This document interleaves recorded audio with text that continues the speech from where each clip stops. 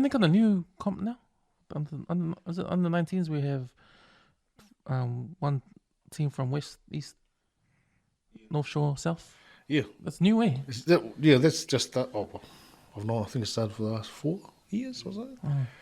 Yeah, because back then there was only one Auckland 15s, 14s. It was, then you pick it from all the kids from South, Central, West, and now it's each area's got its own. You reckon it's beneficial for picking one team to have it like that? I think it's good for like getting kids that wanna that just want to play. Like if Auckland's got like a lot of rugby players that get missed out because they haven't got any game time, this is a good opportunity. Yeah, I guess that's why they probably changed it, to be honest, was because I guess a few kids weren't making it through because it was just too much. Like I said, Auckland's a big player pool, and you got all the talent there. So some kids are probably missing out. I mean, yeah, but I guess we came through an era where it was either you're good enough, and a lot of good players did miss out. But they sure, will make it through in another age group or something. So yeah. I remember talking to a cousin of mine, and we were talking about how Sky TV's taken off the first 15 coverage, and he was saying this all because of because first 15 is like the pinnacle of rugby in schools, and if you don't make that, and you're on the second 15, like you sort of drop off because everyone wants to make the first 15. So he said that, like, they're losing players that way. Like if you're not making the first 15, then you sort of give up. I mean, I guess you got to be inside that circle to understand what's going on. But from perspective from outside, I guess I don't see why taking it off air. You know what I mean? Would affect that.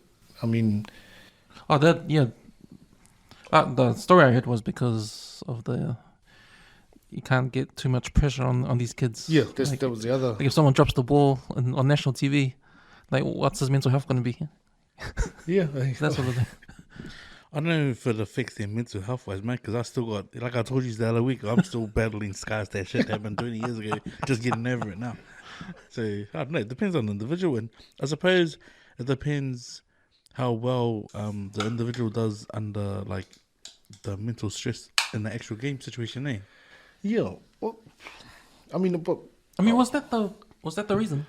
That's what I heard. Yeah, one of them was there was pressure, like too much pressure put on kids these days. Like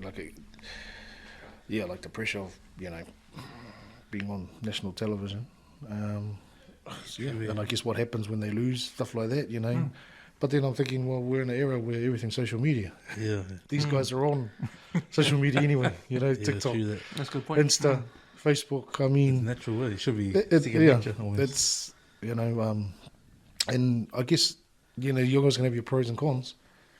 But I think the biggest positive was actually seeing kids, people that couldn't make it to the games. Your families that are from overseas or us that couldn't make it, but you get to see them on TV. I mean, I've heard a lot of schools have invested in grandstands. I think King's College was one.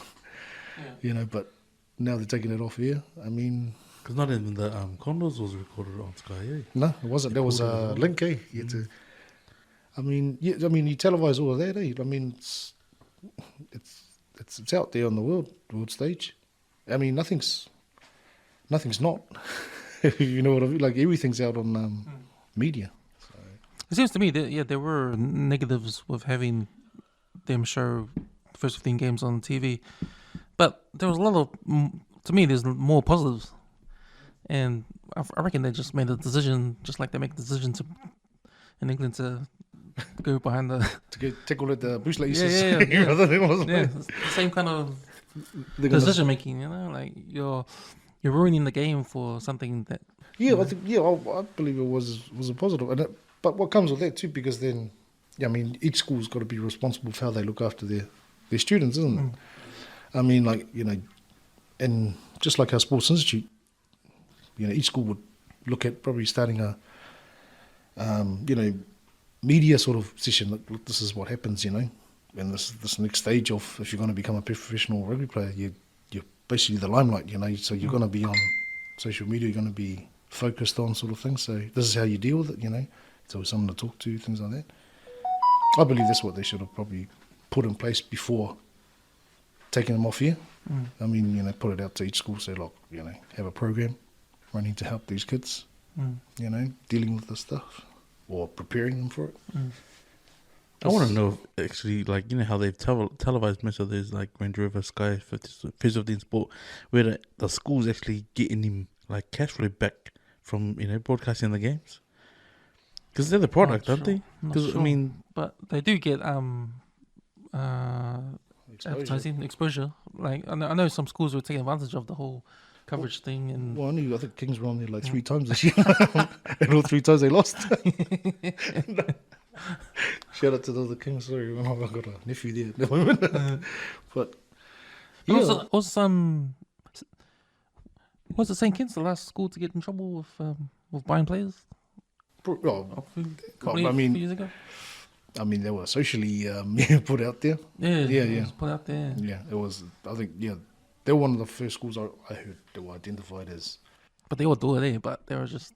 I mean, every other school was sort of Everybody doing does it, it, man. but that one I think was pretty obvious. 'Cause, there was. I think.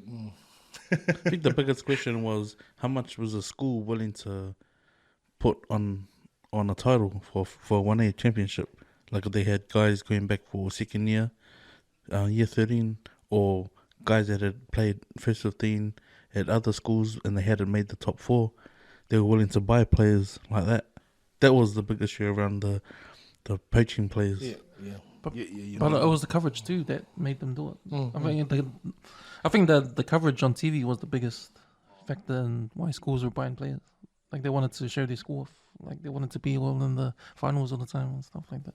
Which was, I mean, for a school like St. Kitts, you know, and then you see the first drinkers, yeah.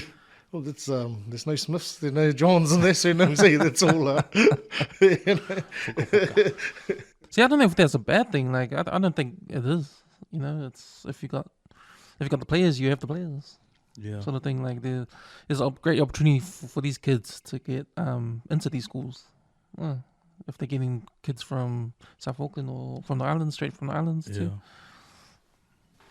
Yeah, I mean, you can. There's always 2 sides of the coin. I mean, good opportunity for them and their families to be in schools like that, get education. But then that also, like you say, it does apply pressure on them, because then their focus could be solely on footy. And then all it takes is that one injury or something happens when that school or that kid could just go, what have I got? Yeah. You know, so, yeah, it's always going to be pros and cons.